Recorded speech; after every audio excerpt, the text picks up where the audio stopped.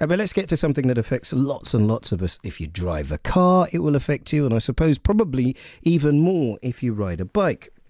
Boris Johnson has revealed a 6-foot hole in a poorly maintained London roads led him going over the handlebars in a crash that put his trusted bicycle out of action for good. I must tell you, we are happy to report that the mayor himself is okay. He said he was cycling back in the rain after having lunch with his father in Whitehall when the pothole in the road broke his old bikey. That's the name of the bike, by the way. He said, as I cycled up Whitehall, I saw a puddle ahead. Well, so much a puddle as an inky mere that spread 6 feet across the road.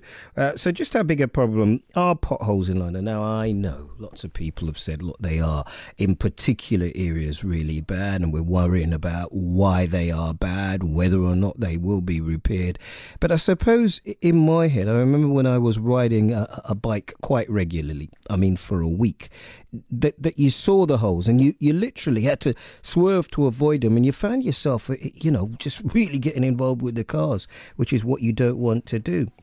Let's speak to Mark Morell. He's known as Mr. Pothole, a pothole campaigner. Joins us now. Good evening to you, Mark. Good evening. Did I describe that right? So if you're riding a bike, I mean, we know about people who drive cars and their exhausts and suspensions and like. But if you're riding a bike, you're finding you swerving to avoid them. That can be quite dangerous, can't it?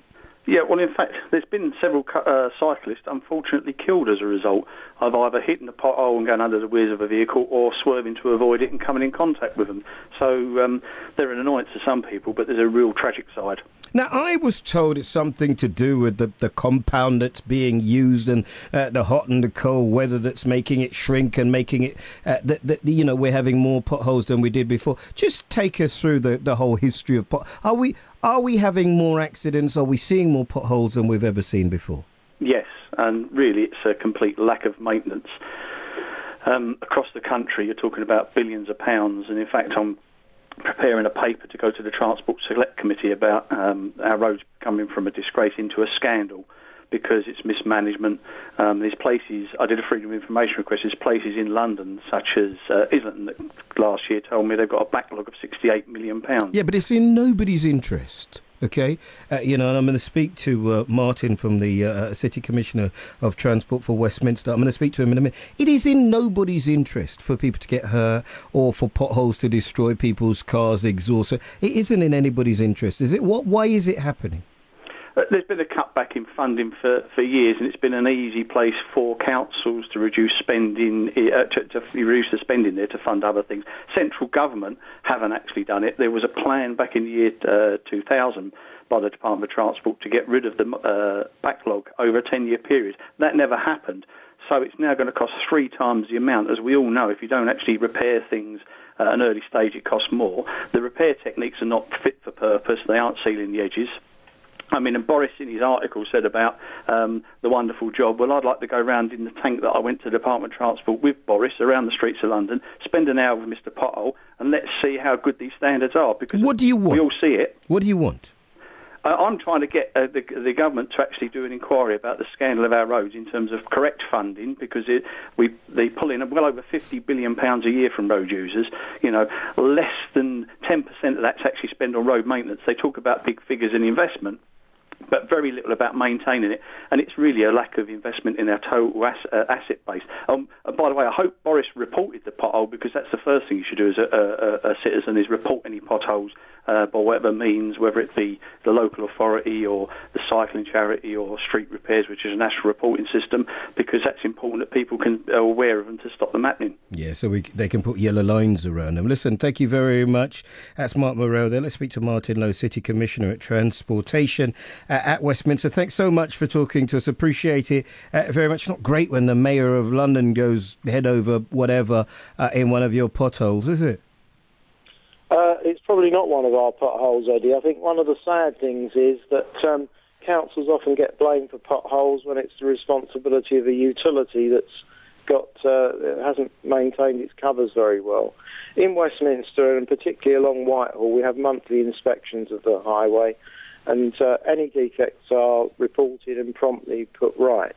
We have, during the course of inspections, found a number of defects due to utilities, in fact, including some that are directly the responsibility of Transport for London. Well, I'm glad you mentioned them. You see, when we got this story this morning and we thought, should we be doing this, we phoned Transport for London. They said it's not us, it's Westminster. Then we phoned the Mayor's office. They said, well, we don't think it's Transport for London, as the Mayor said in his column. Actually, it's Westminster. Now you're saying it's the utility companies. Well, I'm saying... Let me just clear the matters up. Yeah, but it doesn't matter whose fault it is. What matters is that people are getting hurt. No, I don't disagree with that, Eddie. But what we are investing heavily in our roads. We're spending 1.2 million extra money this year on our pothole prevention initiative and resurfacing streets as part of that programme.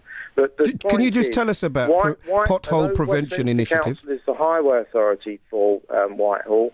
There are other parties that have rights of access to the highway, and some of those parties, utilities, are causing damage to our roads. They need to be held to account. We are holding them to account, but it's very regretful that in this particular case, one of these utility defects has resulted in the Mayor having a nasty accident on his bike. Well, I mean, it's not just a mayor, really. A mayor because he can put it in an article and probably bang heads together, but anybody who's gone through this. OK, so we've talked problem. We haven't really got to the bottom of who, what, how. But what are the solutions then, do you think, Martin? Well, one of the biggest problems that we've faced in our industry in recent years has been that we started to move away from a product called hot rolled asphalt to a product called stone mastic asphalt, probably about 10 to 15 years ago. Hot rolled asphalt lasts much, much longer than stone mastic asphalt turned out to last. And so one of the big problems facing highway authorities across the country is that they're going to have to resurface their roads more frequently if they've used stone mastic asphalt. Cheap is expensive. Westminster's got a very good, robust asset management plan. Like many other highway authorities, we regularly look at the condition of our roads, and the investment which Westminster City Council's made has actually stood us in quite good stead. There's more work to be done, and we're doing a lot between now and the end of March, using some of the £1.2 million that's especially been made available to accelerate the improvement. Martin, do you know where the hole is?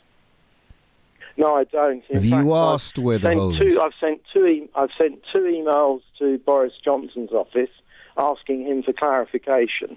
But every pothole in Whitehall has been reported to the utility that's directly responsible. Okay. And that's either Transport for London or some of the other utilities. Yeah, I mean, I suppose the point that was being made by Mr. Pothole is quite right, isn't it?